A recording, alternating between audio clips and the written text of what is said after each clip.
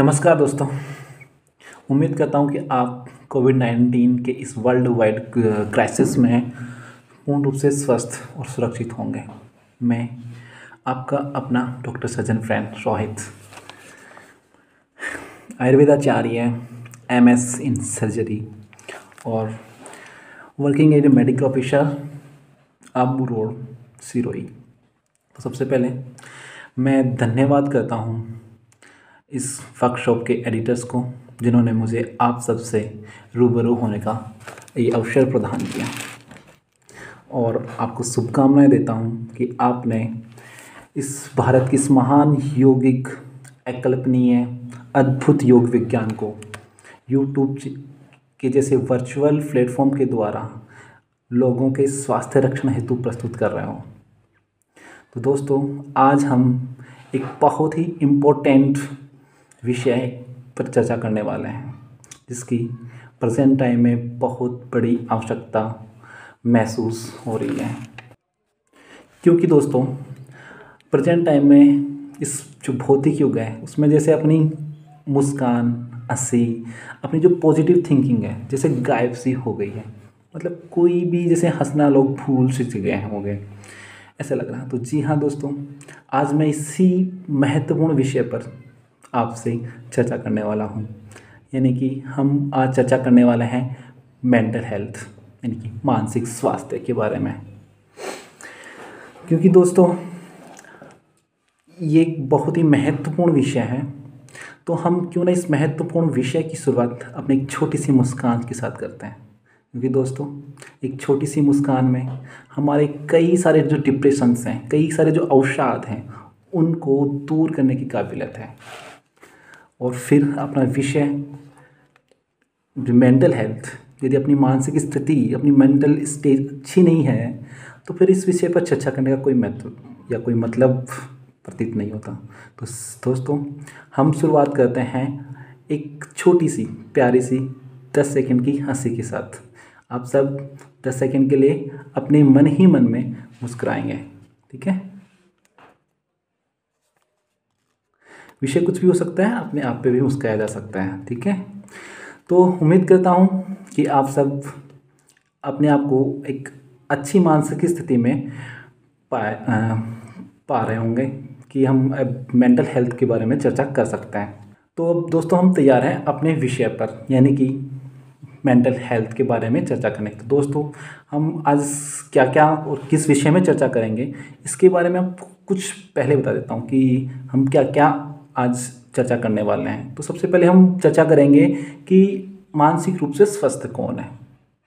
फिर उसके बाद में चर्चा करेंगे कि आखिर मानसिक स्वास्थ्य ज़रूरी क्यों है, हमें मेंटल हेल्थ क्यों रिक्वायर्ड है, इतना क्यों ज़रूरी है।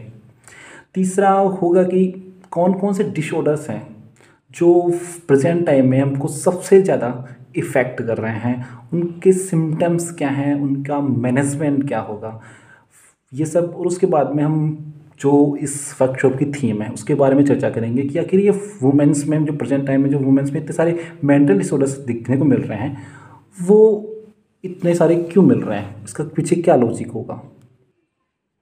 और जो लास्ट में हम जो बात करेंगे कि योग के द्वारा कैसे मेंटल हेल्थ को प्राप्त कर सकते हैं, मतलब मेंटल योग के माध्यम से कैसे हम एक अच्छा मेंटल स्टेट प्राप्त कर सकते हैं, कौन कौन सी योगिक क्रियाएं हैं, कौन कौन से योग हो सकते हैं जो अपने स्वास्थ्य को या मानसिक स्वास्थ्य को अच्छा कर सकते हैं, ठीक है। तो हम विषय की शुरुआत करते हैं। तो दोस्तों, मैं पहले बता देता हूँ कि हम आज जो मानसिक स्थिति है, जो मानसिक स्वास्थ्य है, या जो मेंटल हेल्थ है, उसके दोनों एस्पेक्ट देखेंगे, यानी कि आयुर्वेद लिटरेचर क्या बोलता है और मॉडर्न साइंस के बारे में क्या कहती है, हम दोनों के बारे में अच्छे से जानेंगे। तो मानसिक स्वास्थ्य, तो पहला जो अपना टॉपिक है वो बात करेंगे आखिर मानसिक रूप से स्वस्थ कौन है, यानी कि फुल्ली जो हेल्थी पर्सन है वो कौन है। तो हम इसकी शुरुआत भारत के, यानी कि आयुर्वेद के महान महर्षि और जो मॉडर्न प्लास्टिक सर्जरी के फादर आचार्य सुश्रुत के स्कॉट के साथ करेंगे। शम दोषा शमाग्निश शम धातु मलक्रिय प्रसन्न आत्म इंद्रिय मन है स्वस्थ इति भिधीयते। आचार्य सुश्रुत ने जो मानसिक स्वास्थ्य और शारीरिक स्वास्थ्य दोनों की बात एक ही कोट में की है, एक ही श्लोक में की है, क्योंकि उन्हें पता था क्योंकि शारीरिक स्वास्थ्य की प्राप्ति बिना मानसिक स्वास्थ्य के नहीं हो सकती और मानसिक स्वास्थ्य की प्राप्ति बिना शारीरिक स्वास्थ्य की नहीं हो सकती, क्योंकि हम सब जानते हैं कि healthy mind live in A healthy body. तो आचार्य सुश्रुत के अनुसार स्वस्थ कौन है? जिसका शारीरिक दोष यानी कि वात पित्त कफ, जिनके धातुएं रस रक्त मांस में स्मृति मज्जा, और जिसकी मल क्रियाएं यानी कि जो खाने की क्रिया है और जो सोच की क्रिया है वो सम्यक रूप से काम कर रही हैं, साथ में ही जिसका आत्मा मन और इंद्रिय प्रसन्न अवस्था में है, तो वो व्यक्ति पूर्ण रूप से स्वस्थ है, ऐसा आचार्य सुश्रुत मानते हैं। दोस्तों WHO की जो मॉडर्न हेल्थ की डेफिनेशन है वो भी शायद इसी श्लोक से प्रेरित है। According to WHO, health is a state of the complete physical, mental, spiritual and social well being and not a merely absence of the disease. तो दोस्तों आपको समझ में आ गया होगा कि कौन व्यक्ति मानसिक रूप से स्वस्थ है, यानी कि जो व्यक्ति जिसकी आत्मा यानी कि जो व्यक्ति आत्मा इंद्रिय और मन के साथ प्रसन्न है वो व्यक्ति स्वस्थ है, यानी कि जो हर बात में बात में हर जैसे मुस्कुराता रहता है, बस उसको कोई टेंशन ही नहीं है, ऐसे व्यक्ति मानसिक रूप से स्वस्थ मान सकते हैं। दोस्तों अब हम बात करते हैं अपने विषय की दूसरी, आखिर मेंटल हेल्थ ज़रूरी क्यों है। तो सबसे पहले इसका आंसर तो यही होगा कि हमको यदि संपूर्ण यानी कंप्लीट हेल्थ प्राप्त करनी है, अचीव करनी है, तो मेंटल हेल्थ भी ज़रूरी है फिजिकल हेल्थ के साथ, ठीक है। दूसरा ये है कि दोस्तों यदि हम कुछ बीमार होते हैं, मतलब हमें कोई फिजिकल डिजीज़ होती है लाइक फीवर, ज्वर, मधुमेह, लाइक डायबिटीज़, हाइपरटेंशन, तो हम क्या करते हैं? डॉक्टर के पास जाते हैं। डॉक्टर क्या करेगा? हमें कुछ मेडिकेशन प्रिस्क्राइब करेगा और हम उसको लेंगे जैसे डॉक्टर एडवाइस करता है, और हम कुछ देर बाद लगता है कि हम अपने आप को स्वस्थ महसूस करते हैं। तो दोस्तों मैं आपसे पूछता हूँ, ये क्या स्वस्थ की कंप्लीट स्टेज है? क्या आप पूर्ण रूप से स्वस्थ हो गए हैं? तो मेरा आंसर तो होगा कि नहीं, अभी हम पूर्ण रूप से स्वस्थ नहीं हुए हैं, ठीक है।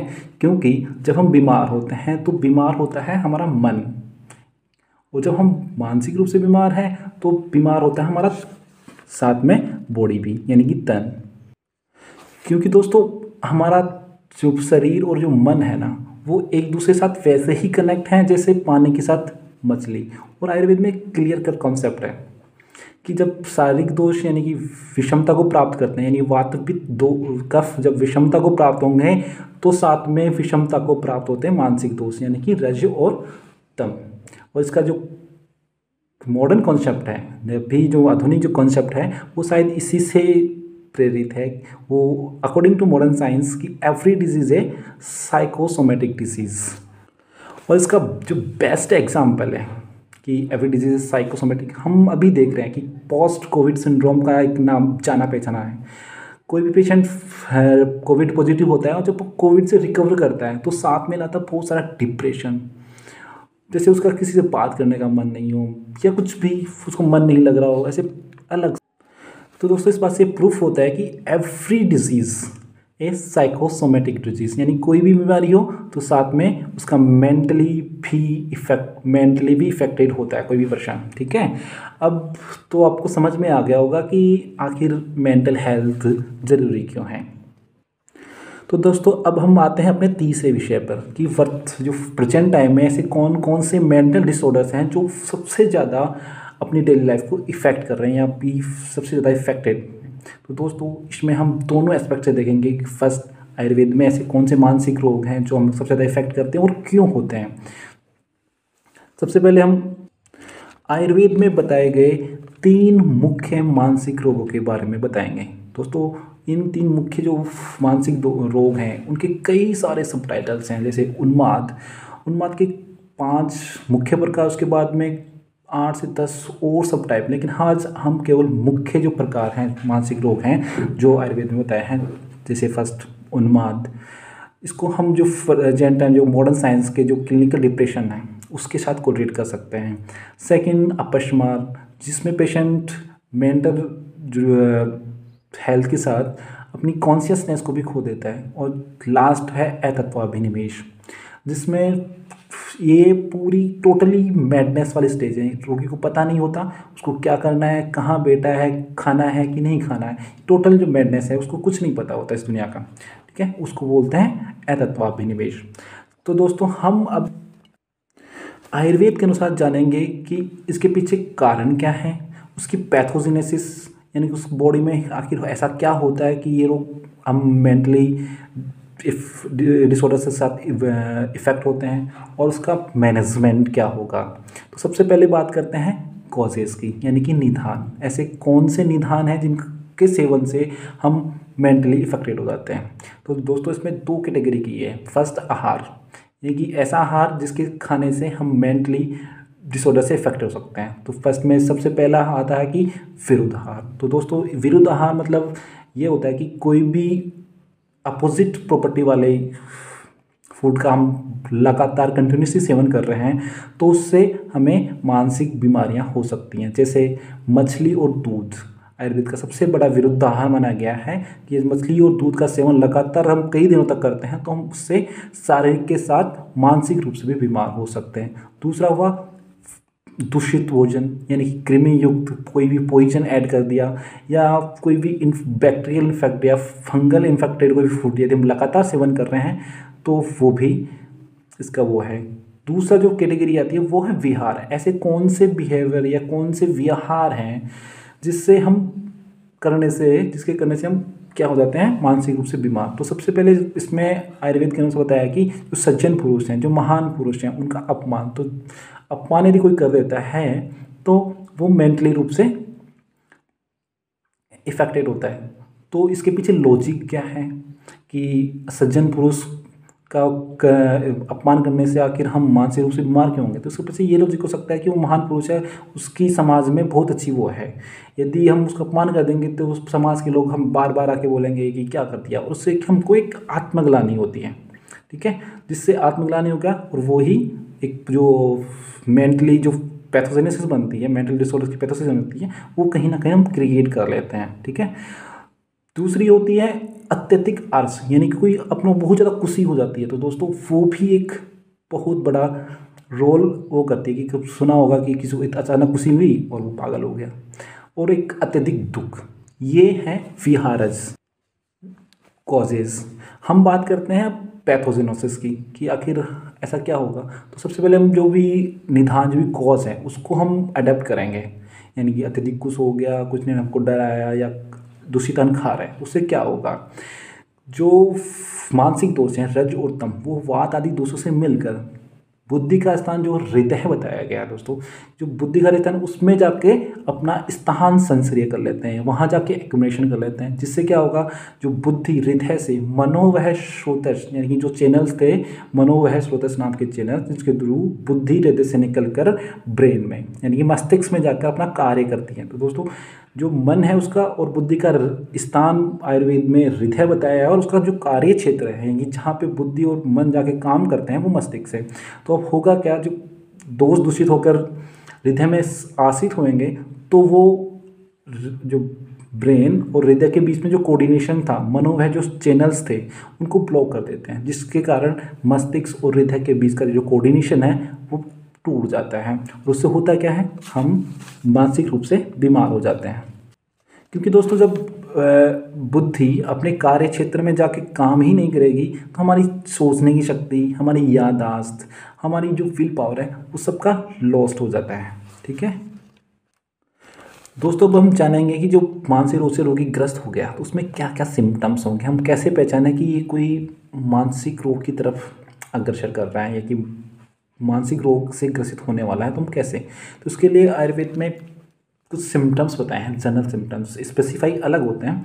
जैसे हर रोग का अपना एक प्रोग्रेस होता है, उस एक स्टेज के बाद उसके अलग सिम्टम्स होते हैं, लेकिन हम अभी केवल जनरल सिम्टम्स की बात करेंगे। तो सबसे पहले होता है बुद्धि विभ्रंश।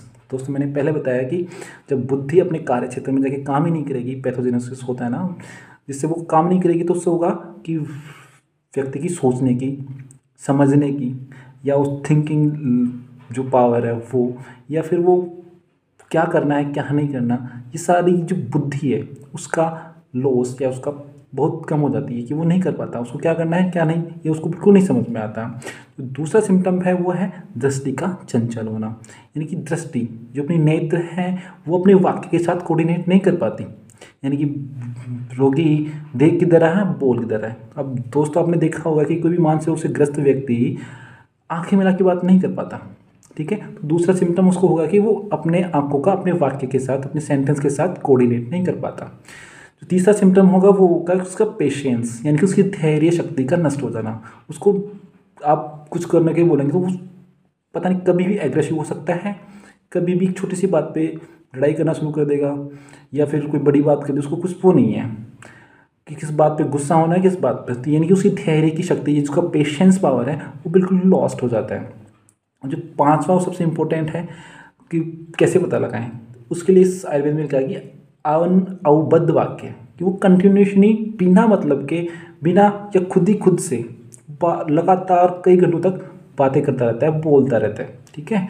जो लास्ट और इम्पोर्टेंट है हृदय शून्यता, यानी कि उसके हृदय में कोई एम्बिशंस कुछ नहीं बचता, उसकी कोई ख्वाहिश नहीं होती, वो अकेला बैठा रहता है, अकेले से बात करे तो करता है, कोई उससे बात जाके करे, यानी कि उसकी सोशल एबिलिटी पूरी तरह लॉस्ट हो जाती है। उसमें हृदय शून्यता, कोई विचार आना सारे बंद हो जाते हैं। दोस्तों हम बात करते हैं कि आखिर ये महिलाओं में प्रेजेंट टाइम में इतने ज़्यादा क्यों हो रहे हैं। तो दोस्तों यहाँ पे मेरा ऐसा कोई विचार नहीं है कि महिला समाज को मैं नीचा दिखा रहा हूँ कि कहीं हम वेलनेस की बात कर रहे हैं और वुमेन वेलफेयर वाले आ रहे हैं कि आपने ऐसा कहा कि मेंटली ज़्यादा इफेक्ट है, ऐसा कुछ नहीं है। इसके पीछे एक लॉजिक है, उसकी हम ढूंढने की कोशिश करेंगे। हम इसके लिए भी आयुर्वेद की जो पैथोजेनोसिस का जो कॉन्सेप्ट है पैथोफिजियोलॉजी उस पर जाते हैं, क्योंकि उसमें लिखा है कि जो मानसिक जो दोष हैं सबसे ज़्यादा ग्रस्त किसको करेंगे, जो दुर्बल हृदय वाला है, यानी जो कोमल हृदय वाला। तो स्त्रियाँ बहुत ज़्यादा सॉफ्ट हार्ट वाली होती हैं, बहुत ज़्यादा कोमल हृदय वाली होती हैं, दुर्बल होती हैं। हमको कुछ बोल दो थोड़ी देर बाद में शुरू हो जाते हैं। तो दोस्तों महिलाओं के ये जो कोमल और दुर्बल हृदय है उसके पीछे का भी हम लॉजिक ढूंढें तो लगता है कि जो आज जो समाज सोसाइटी की जिम्मेदारियां हैं, अलग अलग रोल उसको मिलते हैं, उसकी वजह से या उनकी जो फीलिंग्स आती हैं उनका इम्पोर्टेंस उतना नहीं मिल पाता, उसकी वजह से, या फिर युगों युगों से जो अत्याचार हो रहे हैं उस पर जो जितनी भी प्रथाएं बनी है वो केवल महिलाओं के लिए बनी है, उसकी वजह से भी ये सब हो सकता है। ये मेरे अपने लॉजिक हैं, अपने विचार हैं, आप इससे सहमत हो या नहीं हो ये अलग बात हो सकती है। अब हम बात करते हैं मैनेजमेंट की। वैसे तो ये साइकोलॉजी का या साइकेट्रिस्ट का वो है, लेकिन मैं एज ए डॉक्टर मैं एक साइकेट्रिस्ट भी हूँ, आज की डॉक्टर को साइकेट्रिस्ट भी होना चाहिए, उसके रिलेटेड आपको मैनेजमेंट बता सकता हूँ। तो सबसे पहले इसमें भी हम पहले बात करेंगे आयुर्वेद की। तो आयुर्वेद का जो ट्रीटमेंट प्रिंसिपल है, जो चिकित्सा सिद्धांत है, सबसे पहले उसकी बात करते हैं। उसमें लिखा है कि धी धृति आत्मादिविज्ञानम, यानी कि जिसकी वजह से शरीर जो धी यानी बुद्धि स्मृति का नाश हुआ है, उन ऐसे क्रियाकलाप किए जाएं जिससे उसकी जो स्मृति और बुद्धि का नाश हुआ है वो वापस आ जाए, यानी कि स्मृति और बुद्धि वापस आ जाए, ऐसे क्रियाकलाप ऐसे क्रियाकलाप करने चाहिए। ये मेन ट्रीटमेंट प्रिंसिपल है। अब इसका मोड्स अलग हो सकते हैं, जैसे प्रॉपर काउंसलिंग। जो पहला है कि कैसे किया जाए, तो सबसे पहले है प्रॉपर काउंसलिंग। दूसरा है कि अकॉर्डिंग टू कोज, जिसकी वजह से उसको ये मानसिक दोष हुआ है उसको पकड़ा जाए और उसके अनुसार उसकी चिकित्सा की जाए। इसको हम ऐसे समझ सकते हैं कि जैसे कोई व्यक्ति अचानक बहुत ज़्यादा खुशी मिली और वो मेंटल डिसऑर्डर की तरफ चला गया, ठीक है, तो उसकी ट्रीटमेंट कैसे हुई, जस्ट अपोजिट। यदि उसको अत्यधिक खुशी या हैप्पीनेस हुई है तो उसको डराया जाए, धमकाया जाए। दोस्तों ऐसा खुद नहीं, ऐसे डॉक्टर की एडवाइस के अनुसार ही ऐसा करना चाहिए, ठीक है। जैसे किसी इच्छित वस्तु के खो जाने से या उसके लॉस हो जाने से भी मेंटल डिसऑर्डर की तरफ चले जाते हैं, तो उस इच्छित वस्तु की प्राप्ति करवाना या उसके समकक्ष किसी दूसरी वस्तु या उससे कुछ उच्च वस्तु उसको दिलाना, इससे भी उसकी चिकित्सा ये मेन पार्ट होता है एक काउंसलिंग का। अब हम बात करते हैं जो दूसरा ट्रीटमेंट का जो दूसरा जो पोर्शन है, यानी कि एक होता है प्रॉपर काउंसलिंग और दूसरा होता है मेडिकेशंस। तो दोस्तों बहुत सारे योग आयुर्वेद में मानसिक रोग की चिकित्साओं के लिए बताएं, क्योंकि दोस्तों घी का पर्याय आयुर्वेद में बुद्धि बताया है, यानी कि जो भी मानसिक दोष है जिसमें जो मेडिकेशन देनी है वो घी के साथ देनी है। बहुत सारे योग बताए हैं, जैसे लशुनादि घृत, महाकल्याण घृत, कल्याण घृत, पेशादादि घृत, महापेशासादि घृत, हिंगू आदि घृत, ऐसे बहुत सारे योग हैं। और दोस्तों पुराने घी का मानसिक रोगों की चिकित्सा में बहुत ज़्यादा इम्पोर्टेंस बताया है, क्योंकि 100 वर्ष पुराना लगभग या 1000 साल पुराना घी लगभग किसी भी प्रकार का यदि मानसिक दोष हो उसको ट्रीट करने में सक्षम होता है, ऐसा आयुर्वेद का मत है। अब हम मैनेजमेंट की बात करेंगे अकॉर्डिंग टू मॉडर्न साइंस, कि कौन कौन से डिसऑर्डर्स हैं और उनमें कौन से सिम्टम्स होंगे, उसका मैनेज कैसे करना है। तो दोस्तों जो अकॉर्डिंग टू मॉडर्न जो मैनेजमेंट है उसके 2 पार्ट हैं। फर्स्ट इज द साइकेट्रिस्ट जो काउंसलिंग है, दूसरा मेडिकेशंस। तो हम कौन कौन से डिसऑर्डर्स हैं, तो सबसे पहले बात करते हैं most common the clinical depressions. इसमें क्या हो गया, व्यक्ति सूना सा रहता है, उसको कुछ पता नहीं होता, बात करने में उसकी कोई रुचि नहीं है, मेरे को उसकी जो सोशल एबिलिटीज़ है, जो कन्वर्सेशंस हैं, वो या तो चाह के भी नहीं करता या करने का मन नहीं होता, उसका कुछ करने का मन नहीं होता। This is the clinical depression. जो दूसरी जो इसमें जो मैनेजमेंट है इसमें 2 ही पार्ट है, यानी इसमें कॉम्बिनेशन थेरेपी चलती है। First is the psychiatric counselling, दूसरा जो मेडिकेशंस में हम एंटी डिप्रेशंस दे सकते हैं, एंटी एंजाइटी या एंजियोलाइटिक ड्रग्स अप्लाई कर सकते हैं। जो ठीक है, जो दूसरा है वो है एंजाइटी। उसमें यानी कि जो सिम्टम्स हैं लाइक जो क्लिनिकल डिप्रेशन पेशेंट है उसके अनुसार होगी, लेकिन इसमें एक अलग से क्लिनिकल जो फीचर ऐड होता है वो होता है उसको नींद नहीं है, एंजाइटी। पूरे दिन वो कितनी भी कोशिश करें उसको नींद नहीं आता। यानी कि इसका जो भी मैनेजमेंट है एज ए क्लिनिकल डिप्रेशन जो पेशेंट है उसकी तरह ही करना है, बस उसमें कुछ एंजियोलाइटिक ड्रग्स ऐड करके एंटी डिप्रेशन ड्रग ऐड कर दी जाती है। ठीक है, इसके बाद जब तीसरा जो डिसऑर्डर है, मेंटल डिसऑर्डर है, वो है बाइपोलर डिसऑर्डर। इसमें पेशेंट की एक अलग ही दुनिया, यानी जो रियल दुनिया उसके अलग ही एक दुनिया और बना लेता है पेशेंट। यानी कि कभी वो उस दुनिया में होगा, कभी वो इस दुनिया में। हमें लगता है कि पता नहीं अभी पेशेंट क्या सोच रहा था, अभी क्या कर रहा था, अभी क्या करने लग गया। यानी कि वो एक अलग दुनिया, बाइपोलर, उसको कभी वो उस दुनिया में होता है, कभी इस दुनिया में, वो अलग दुनिया क्रिएट कर लेता है। तो दोस्तों इसकी भी वही है, प्रॉपर काउंसलिंग और सब मेडिकेशंस द्वारा मैनेज आसानी से किया जा सकता है। ये लाइफ लॉन्ग एक ट्रीटेड डिजीज़ है। जो चौथी जो हमें जो डिसऑर्डर देखने को मिलता है वो डिमेंशिया। इसमें जो थिंकिंग पावर या लॉस ऑफ मेमोरी या सोशल डिसेबिलिटी ये सब देखने को मिलती है। और दोस्तों सबसे एक महत्वपूर्ण एक डिसऑर्डर होता है ADHD, यानी कि attention deficit hyper activity disorder. यानी कि ये सबसे ज़्यादा बच्चों में मिलता है। कुछ बच्चे देखे होंगे इतने ज़्यादा शैतान होते हैं कि उसको कुछ बोलोगे तो वो आपका कहना नहीं मानते हैं, मतलब उसको बोलोगे ये नहीं करना तो वो ज़रूर करता है। यानी कि वो हाइपर एक्टिव करते हैं, कुछ बोलोगे खड़ा 2 मिनट तक वो एक जगह नहीं बैठ पाते हैं। यानी कि वो मानसिक रूप से इतने कमज़ोर होते हैं कि आप कुछ भी याद करने को तो याद नहीं कर पाते। उनकी स्कूलिंग परफॉर्मेंस इतनी पुअर होती है, खेलने की पावर इतनी, मतलब सोशल इतने वो नहीं होते, इन्वॉल्व नहीं हो पाते किसी एक ही काम करने में। ये होता है ADHD। दोस्तों एक और डिसऑर्डर होता है जो आजकल मुख्यतः देखने मिलता है, ऑब्सेसिव कंपल्सिव डिसऑर्डर, जिसको बोलते हैं OCD। इसमें क्या होता है कि रिपीटेड अनवांटेड थॉट्स आते हैं, फियर्स आते हैं, पता नहीं कब डर जाता है, और एक अलग ही सोच में अनवांटेड जिनका कोई मतलब नहीं, ऐसे थॉट्स बार बार आते हैं, जैसे उसको कुछ दिख रहा है, ऐसे वाले थॉट्स उसको आते रहते हैं। इसको बोलते हैं OCD। तो दोस्तों जो जितने भी जो मेंटल डिसऑर्डर हैं उनके 2 ही मैनेजमेंट के पार्ट होते हैं। First is the counselling, proper counselling. Second is the medications like anti depressions या एंजियोलाइटिक ड्रग्स। तो दोस्तों मैं लास्ट में जो बात करूँगा वो करूँगा योग की मेंटल हेल्थ में क्या इंपॉर्टेंस है और ये कैसे वर्क करता है इसके बारे में। तो दोस्तों इसकी शुरुआत ही हम योग की परिभाषा से करते हैं। जैसे योग में कहते हैं योगस्तु मनश्च चित्त निवृत्ति, यानी कि जितने भी मेंटल डिसऑर्डर्स हैं, जो चित्त की वृत्तियाँ हैं, उनको हम योग के द्वारा निवृत्त किया जा सकता है।